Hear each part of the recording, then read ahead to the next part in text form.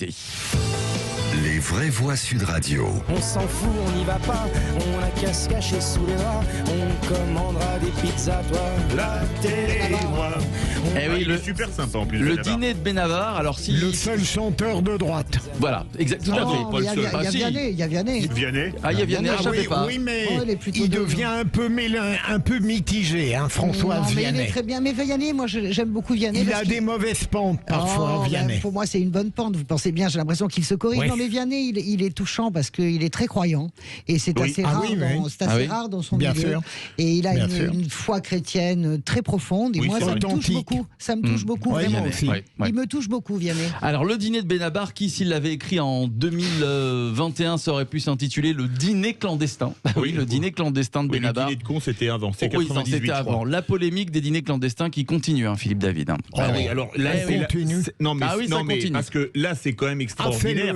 l'indignation de Philippe, là. Non, D'accord. non, mais ce qui m'amuse, c'est que maintenant, on met en accusation les journalistes de M6 qui disent nous, on a des preuves, on a Ouais. des éléments. On a une source.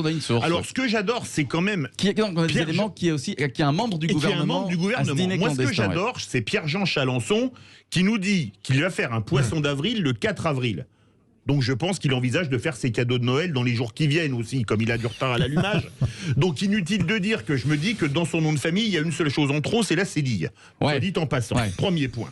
Deuxième point. Excellent. Je trouve quand même extraordinaire que cette affaire, qui est quand même, j'estime grave, parce que j'estime que moi, les gens qui sont en haut de l'échelle doivent montrer l'exemple. Si effectivement il y avait un membre du S'il y avait un gouvernement, membre ce du serait gouvernement, très grave. Parce que j'adore quand même Marlène Schiappa qui dit oui, Gabriel Attal a été invité, mais il n'y est pas allé. Mais dans ces cas-là, en tant que membre du gouvernement, je crois que c'est l'article 40, c'est Régis de Castelnau qui en parlait avant-hier, je crois, chez Valérie Expert, Ouais. qui disait un membre du gouvernement qui est au courant d'une chose illégale, il doit la signaler au procureur. Pourquoi ne l'a-t-il pas fait ? Donc, c'est ce mélodrame. Alors là, on est vraiment dans la tragicomédie, parce que c'est quand même amusant. L'un qui dit, moi j'ai été faire un poisson d'avril le 4 avril, mais personne ne croit une seconde ce qu'il peut raconter. Je pense qu'on est tous d'accord là-dessus. Si quelqu'un a cru Pierre-Jean Chalençon, là il peut croire n'importe quoi. C'est Vous vrai, voyez ce que je veux c'est dire ? vrai. Je vous donne la combinaison du loto pour ce soir, si vous voulez, Philippe Rossi. J'aimerais bien. Pour Vous ça me filez j'aimerais 1000 bien. euros- ouais. Vous me filez 10 000 euros. J'y et je vous la crois file. pas du tout, D'accord ? mais j'aimerais bien. Écoutez, Non, c'est mais à ce peu qui près est comme terrible Pierre-Jean dans cette histoire, Chalençon. c'est qu'est-ce qu'on va retenir, hein, Philippe Bilger, Françoise et Philippe, même s'il n'y avait aucun membre du gouvernement, c'est cette rumeur et beaucoup de gens vont dire oui, il y avait un membre du gouvernement à ce dîner clandestin. Moi, C'est je ça pense que- finalement qu'on va retenir Des- dans 2 mois, 3 des- mois. Philippe Bilger. Allez-y, Françoise, Non, vous allez-y, avez allez-y, toujours allez-y. Allez-y, Non, je vous en je prie. voulais dire, déjà, je trouve extravagant que cette médiatisation hypertrophiée sur Chalençon depuis 4-5 jours. Premier point. Deuxième point, il y a quelque chose de très laid à l'heure actuelle dans l'esprit public français. C'est dès qu'on donne l'impression qu'on peut mettre en cause le pouvoir, un ministre, il y a une sorte d'aigreur, de jalousie qui naissent et qui sont le résultat probablement de, j'allais dire, de la crise, de l'épidémie qui charrie des sentiments très médiocres, très mesquins. Enfin, j'ose espérer qu'aucun ministre n'a participé à ce genre de choses. Parce qu'évidemment, si on le savait, si on le connaissait, j'espère que cette fois-ci, avant, sauf s'il ne partait pas de son propre chef, qu'il serait viré immédiatement. Mais tout de même, ça paraît tellement dérisoire, ça. Enfin... Alors, Françoise de Gois. Moi, je ne suis pas d'accord. Je trouve que c'est absolument pas dérisoire. Je pense Oui. que c'est une affaire très grave, en ce sens que c'est ce qu'on appelle un effet ciseau en politique. C'est-à-dire que cette affaire, finalement, rencontre le pire trait de caractère attribué non seulement à Emmanuel Macron, mais à l'ensemble de cet exécutif, c'est-à-dire le président des riches, l'impunité.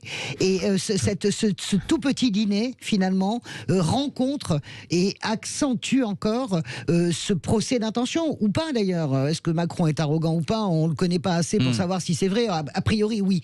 Mais je veux dire par là que... On le connaît un peu quand même maintenant. Oui, non, mais on ne le connaît pas personnellement. Oui, Peut-être que oui. personnellement, il est différent de ce qu'il nous montre. J'en sais rien. En tout cas, c'est très grave.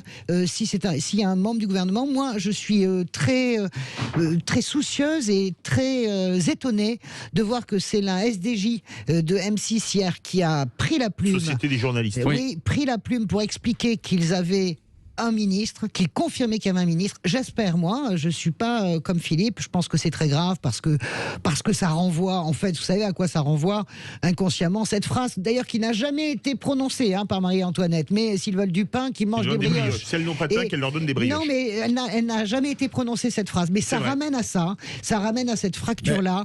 Et je termine, j'espère simplement qu'M6 n'a pas de pression. Voilà, je le dis, pour ne pas sortir le nom de ce ministre. Parce que honnêtement, la façon dont Darmanin s'en est apparé et Marlène Schiappa de la façon la plus maladroite qui soit, la gaffe. Ça veut dire vraiment à quel point Macron, Darmanin prennent cette affaire très au sérieux dans le climat actuel. Vraiment. Allez, voilà, le débat. Mais François, allez-y, non, ce qui me gêne dans votre argumentation, j'admets que vous puissiez considérer cela comme très grave, bien sûr. Ça me gêne parce qu'au fond, vous commentez le sentiment pervers qui est né de cela, sans aucune certitude ni crédibilité. Non, je commente pas le sentiment pervers. Je vois un reportage M6, pardonnez-moi de vous le dire, où vous avez des gens qui sont 40 dans une pièce, ils portent pas de masque. Enlevons les ministres. Et après, ils vous disent, vous êtes à plus de 6 chez vous, vous êtes limite tribunal pénal international. Il faut arrêter. Enlevons les ministres, j'enlève les ministres. Rien que le fait, on enlève le ministre. Les faits, rien que les faits, pas de masque, les serveurs sans masque, tout est assumé. Je parle pas du prix du repas parce qu'à la limite, on s'en fout. Tout le monde a le droit de manger. Si tu peux manger à 500 € le repas, tant mieux. Moi, ça me gêne absolument pas. Je suis pas du tout choqué par ça. J'en fais pas un truc de lutte de classe. Je dis simplement que c'est hallucinant et que, en plus de ça, Gabriel Attal a passé le week-end à dire qu'il connaissait pas Pierre-Jean Chalençon. Le lundi matin, Marlène Schiappa explique que de source sûre, il a refusé un dîner, donc chez un mec qu'il connaît pas. Excusez-moi, c'est compliqué. Je peux vous faire une confidence. Je vais faire mon coming out.